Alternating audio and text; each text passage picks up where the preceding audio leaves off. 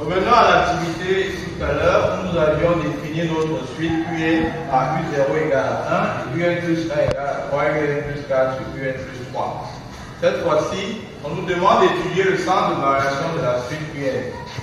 Alors d'entrée de jeu, cela suppose qu'on ne sait pas si la suite est croissante ou décroissante ou constante. Donc pour le savoir, la première chose que vous faites, c'est calculer les premiers termes. C'est-à-dire vous calculez, vous avez U0 qui vous donne 1, vous calculez U1, vous calculez U2. U1 ça va faire 3 U0 plus 4 sur U0 plus 3. C'est-à-dire en remplaçant, ça vous fait 3 plus 4 sur 1 plus 3 qui va faire 7 quarts. Maintenant, quand on compare, on a 1 inférieur à 7 quarts. C'est-à-dire que U0 plus petit que U1. Vous arrêtez pas là. Vous faites également, vous calculez U2 et puis vous faites la comparaison.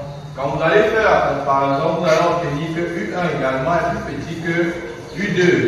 Cela présage en fait que notre suite, elle est croissante. Donc, ce qu'on va faire, on va essayer de démontrer donc que pour tout n appartenant à grand N, que UN est inférieur à UN plus 1. Parce que dire qu'une suite est croissante revient à dire cela. On va essayer de démontrer effectivement que notre suite est croissante.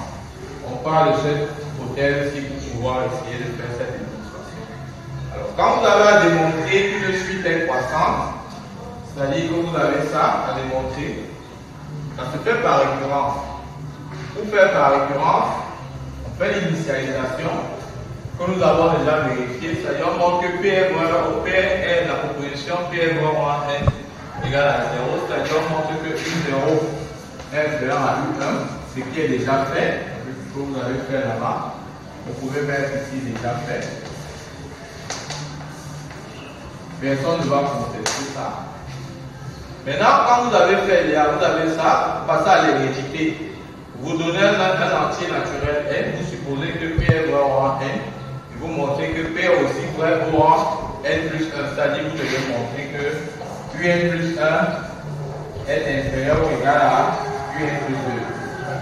Alors, comme la vidéo précédente, dans notre cas d'espèce, il faut faire, vous avez deux choix, soit vous faites l'encadrement, pour ceux qui maîtrisent bien l'encadrement, vous faites l'encadrement toujours. Après avoir fait la division euclidienne comme vous l'avez ici, vous faites l'encadrement partant de l'hypothèse de récurrence qui nous dit que UN est plus petit que UN plus 1. Ça, l'hypothèse de récurrence. Vous faites l'encadrement. Cela entraîne donc que vous allez avoir UN plus 3 plus petit que UN plus 1 plus 3. Vous inversez 1 sur UN plus 3 sera lui plus grand que 1 sur UN plus 1 plus 3.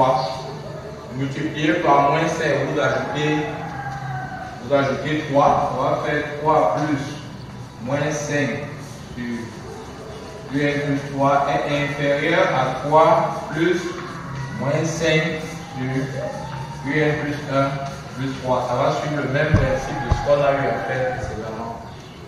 Donc, cela dit UN plus 1, donc, ici, est plus petit que UN plus 2, c'est-à-dire P est donc vrai, pour au rang N plus 1. C'est-à-dire que, voilà, que c'est vrai au rang N plus 1. Conclusion, votre suite, quel que soit N appartenant à un grand N, UN est plus petit que UN plus 1. Donc ça ne tout pose rien. Pour ceux qui maîtrisent bien l'encadrement, vous pouvez utiliser cette méthode. Maintenant, pour ceux qui ont les difficultés sur comment faire quand on multiplie par moins 5, quand on ajoute plus 3, vous pouvez également éviter celui-ci pour éviter de perdre les points.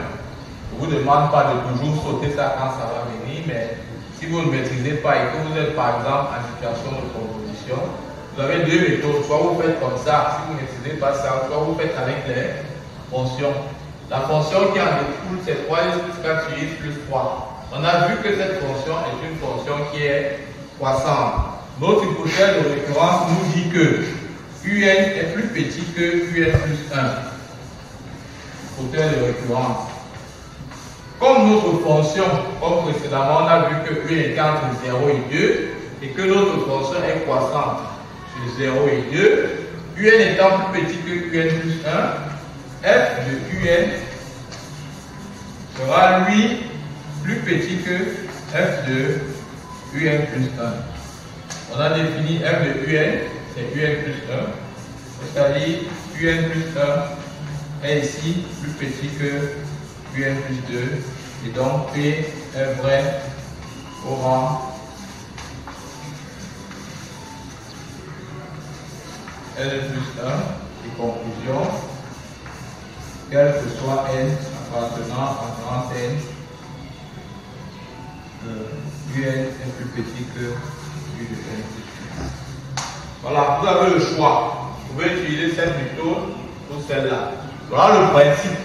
Pour tous les types de fonctions de suite qui sont définis par une relation de récurrence, voilà les deux types de méthodes qu'on peut avoir pour la démonstration par récurrence.